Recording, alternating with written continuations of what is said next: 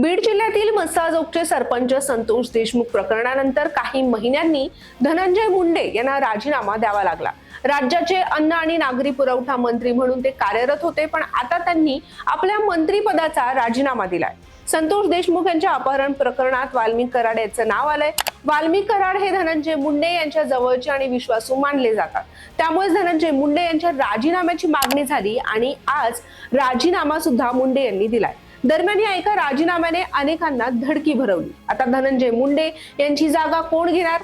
अजितदादा का अडचणीत येऊ शकता? आणखी एका मंत्र्याचा राजीनामा घेतला जाऊ शकतो? या अशा अनेक प्रश्नांची उत्तरं आपण या व्हिडिओतून जाणून घेणार आहोत। नमस्कार, मी अश्लेषा आणि वन इंडिया मराठी मध्ये आपलं स्वागत। धनंजय मुंडे यांच्या राजीनाम्याने अनेक प्रश्न उपस्थित झाले।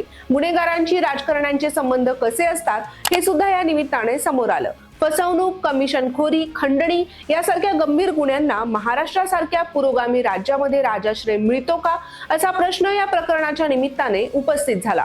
संतोष देशमुख प्रकरण आणि यासोबत आवादा या कंपनीकडून खंडणी मागितल्याच्या प्रकरणामध्ये धनंजय मुंडे यांचा अतिशय खास असणाऱ्या वाल्मिक कराडचं नाव समोर आल्यानंतर वाल्मिकचे आणि धनंजय मुंडेंचे संबंध समोर आले।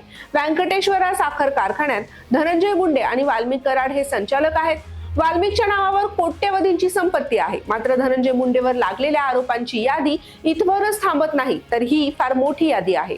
कृषी विभागात जवळपास 300 कोटींचा घोटाळा केल्याचा आरोप धनंजय मुंडेंवर करण्यात आलाय, तर पीक विम्यामध्ये बीड जिल्ह्यामध्ये मोठा गैरव्यवहार झाल्याचा ठपका मुंडेंवर आहे। धनंजय मुंडे मागील सरकारमध्ये कृषी मंत्री असताना त्यांच्यावर हार्वेस्टर घोटाळ्याचा सुद्धा आरोप झाला। तर परळी आणि अंबेजोगाईमध्ये कुठलेही काम न करता सार्वजनिक बांधकाम विभाग म्हणजेच PWD कडून कोट्यवधींचे बिल घेतल्याचा आणखीन एक आरोप सुद्धा मुंडेंवर आहे। भाजपचे दिवंगत नेते प्रमोद महाजन यांचे भाऊ प्रवीण महाजन यांची पत्नी सारंगी महाजन यांची जमीन हडपल्याचा गंभीर आरोप सुद्धा मुंडेंवर करण्यात आला। तर गेल्या काही दिवसांपूर्वी झालेला सर्वात मोठा आरोप म्हणजे खंडणी प्रकरणासंदर्भातील आहे। वाल्मिक कराड याने पवन ऊर्जा कंपनीकडून 2 कोटींची खंडणी मागितल्या प्रकरणी धनंजय मुंडेंवर आरोप आहे। या प्रकरणाचे खरे मास्टरमाइंड धनंजय मुंडे असल्याचा आरोप विरोधक करतायत। धनंजय मुंडे या आरोपांमुळेच नाही तर कौटुंबिक वादामुळे सुद्धा चर्चेत असतात। धनंजय मुंडे आणि करुणा शर्मा हे अतिशय गाजलेलं प्रकरण।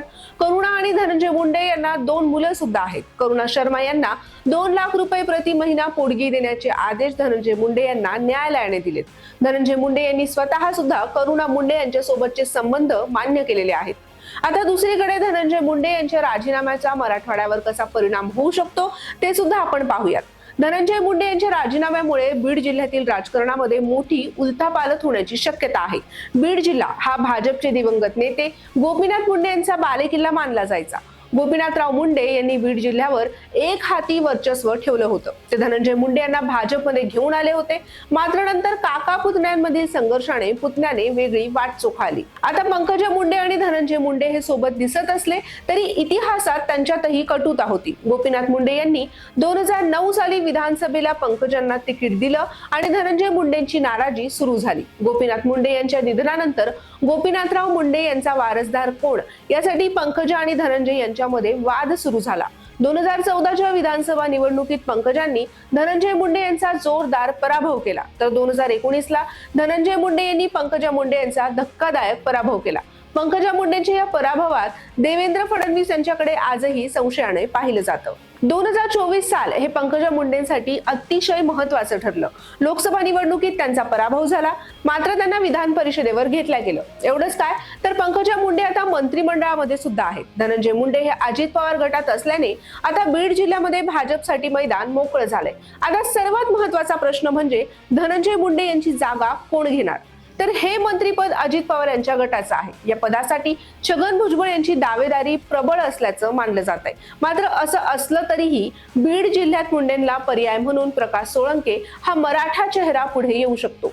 यातला तिसरा सर्वात मोठा सरप्राइझिंग चेहरा म्हणजे जयंत पाटील। हो, जयंत पाटीलच, कारण काही दिवसांपूर्वी जयंत पाटील यांनी भाजपचे प्रदेशाध्यक्ष चंद्रशेखर बावनकुळे यांची भेट घेतली होती। आता अजित पवारांची दादागिरी कमी करण्यासाठी पुढील 5 वर्ष जयंत पाटील मंत्रिमंडळामध्ये येऊ शकतात असं तज्ञांचं मत आहे. जयंत पाटील आणि अजित पवार यांचे संबंध कसे आहेत हे सगळ्यांनाच ठाऊक आहे. त्यामुळे जयंत पाटील हे भाजपमध्ये आल्यास ते अजितदादांसाठी अडचणीचं ठरेल. अजित पवार यांचे आणखी एक मंत्री सध्या विरोधकांच्या निशाण्यावर आहेत. हे मंत्री म्हणजे माणिकराव कोकाटे. जिल्हा न्यायालयानं कोकाटेंना भ्रष्टाचाराचा आरोप असलेल्या या प्रकरणामध्ये आरोपी करत 2 वर्षांची शिक्षा सुनावली, तसेच 50,000चा दंड सुद्धा ठोठावला. मात्र उच्च न्यायालयानं त्यांच्या शिक्षेला स्थगिती दिल्यानंतर कोकाटेंना काहीसा दिलासा मिळालाय. अजितदादांचे 2 मंत्री निशाण्यावर आल्याने अजितदादांची धाकधूक वाढल्याचं बोललं जात आहे. माजी मुख्यमंत्री आणि विद्यमान उपमुख्यमंत्री एकनाथ शिंदे यांच्या गटातही सध्या शांतता आहे. उदय सामंत यांचं नाव मध्यंतरी पुढे आल्याने शिंदे गटातही थोडी अस्थिरता पसरली होती. आता भाजपच्या मनामध्ये काय चाललंय? मुंबई आणि राज्यातील इतर महापालिका निवडणुका लक्षात घेता भाजप स्वबळाची तयारी करतोय का, असे सगळेच प्रश्न या निमित्ताने उपस्थित होत आहेत. मंडळी, ही माहिती तुम्हाला कशी वाटली ते आम्हाला कमेंट करून नक्की कळवा आणि आमच्या वन इंडिया मराठी या चॅनलला आता सबस्क्राईब करा.